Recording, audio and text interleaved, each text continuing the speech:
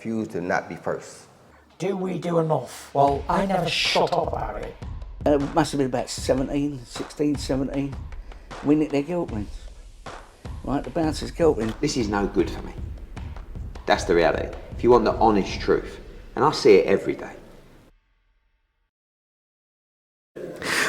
Andrew McCART, IFL TV, proudly sponsored by Everlast. Wow, Dylan Arbuckle, what an absolute peach of a shot that was. Sometimes a knockout like that is spectacular, but obviously he's obviously well, the young fighter that you fought there, he's in good spirits now, obviously, but just explain that shot to me and how delighted you are that he got back on his feet after the doctors jumped in the ring. Yeah, I know. We've been practicing that punch in the gym leading up to this fight.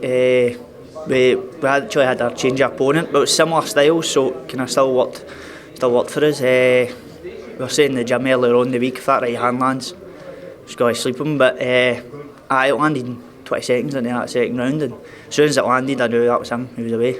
Feel a shot right up my arm. That's what I mean. As soon as it landed, did you feel the shot? Obviously, you know yourself, being a boxer long enough, that when a shot lands, you just know. Obviously, was that an instant? I know I've got him here. Aye. As soon as it landed, I thought he didn't go. His body didn't go down straight away. He kind of leaned over a wee bit. So that's where I threw another couple punches at him. But that initial right hand, I felt it right up my arm. I thought, aye, it's golden. Stunning shot for somebody so young in their amateur career and professional career. Sorry, and I mean, you were up against an undefeated opponent like you, and young fighters, they don't want to lose that so early on in their career. So you obviously came with a winning record to obviously take your role, but you're just showing there that your level's above these kids. So being young yourself, how do they match you going forward now? Obviously, you're going to need a bigger and better opponent than this one you just fought. So are you ready for those 6 rounders now? I'm definitely ready for a 6 rounder. Me and Ian spoke earlier on in the week and said this would be the last 4 rounder. But it's one of the ones. He was an undefeated fighter, and on paper that was a 50-50 fight, so I can only fight who's put in front of me. But definitely a 6 rounder next, and then see how that goes. Now, I've spoke to you before, and we've spoke about that featherweight division and how it's my favourite division when you just look at the names. I mean, on the 27th of May we've got McCART fighting for the world title against Lopez, and you've also got Lara versus Wood in the rematch. The featherweight division for me is the best division in boxing. Are you sticking around in the division? No. I thought that. At the last weigh-in, that was kind of set in stone. At the last weigh-in in January, I weighed in 124 pounds. It was like 8 stone 12, so I was under the championship limit for featherweight, and I was in the allowance for super bantam. And that was really without cutting too much, you know what I mean? I'd done it easy, so super bantamweight's the weight, but leading on for titles. Well, even at that, the super bantamweight is not an easy division either, but you're still only young, so I don't want to get ahead of myself, but for you, especially everyone knows I'm a biased jock when it comes, that's why I love giving all the young fighters coming through in Scotland, because there's not much up here in terms of media, whatever, but I love giving young Scottish fighters the opportunity. But for you, looking at Scottish boxing right now and looking ahead in your future and your career, how bright is the future?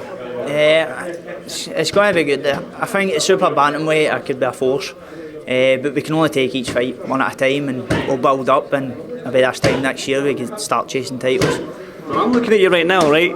I'm maybe a little bit taller than you, right? But I'm looking at you right now, you're going to be a big super bantamweight. It's almost frightening. Aye. I was big in amateurs at lightweight at 60, so to get down, they were saying I was going to be big at featherweight, but when I made that easy, I'm going to be bigger at super bantamweight, so aye. What's going to happen? Obviously, a immediate goal right now for you in the pro ranks is obviously keep clocking up them wins, get to maybe 8, 9, 10 by the end of the year, and then make an assault for that British title maybe? Possibly, aye. We'll just need to see what titles are there and what opportunities pop up. The thing is as well, right, again, I'm a biased jock, everyone knows this. What I'm going to say to everyone watching this right now on IFL TV, watch out for Dylan Arbuckle. I'll tell you what, this kid is going to go far. Good little fighter, exciting fight, and if you don't follow him. How's that for some promotion? Yeah, give a big shout out to my sponsors as well, Michael Carlin, GM Silver, Scoosh Ignite, Red Lion, Cooper Cars. Without them, your training, your medicals and all that, it'd be a nightmare without them. So big shout out to them. Well, young fighters going through, they need their sponsors as well. But listen, until you end that world title fight and you're making that 7 figures, the sponsors are always welcome. Cheers. Cheers, Dylan. Thanks, mate. Thank you.